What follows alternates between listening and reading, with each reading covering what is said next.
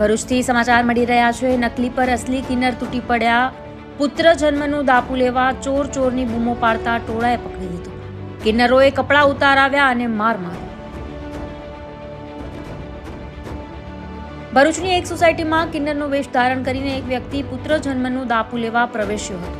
લોકોનું વશીકરણ કરીને પૈસા પડાવવાનો પ્રયાસ કર્યો હોવાનો આરોપ તેના પર લગાવવામાં આવ્યો હતો। સોસાયટીના લોકોએ તેને ઝડપી પાડ્યો હતો અને અસલી કિન્નરોને જાણ કરી હતી। ત્યારે અસલી કિન્નરો સોસાયટીએ પહોંચીને તેના કપડાં કઢાવીને બરાબરનો મેથી પાક ચખાડ્યો હતો, જેમાં નકલી કિન્નર બેભાન થઈ જતા તેને સારવાર માટે ખસેડવામાં આવ્યો હતો।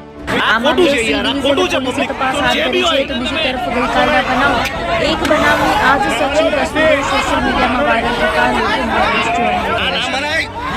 ભરૂચની સોસાયટીમાં ઘણા સમયથી નકલી કિન્નર બની લોકોના મકાનોમાં ઘૂસી તેમનું વશીકરણ કરીને તેમની પાસેથી રૂપિયા પડાવી લેતા હોવાનું આ મામલે ભરૂચ શહેરમાં રહેતા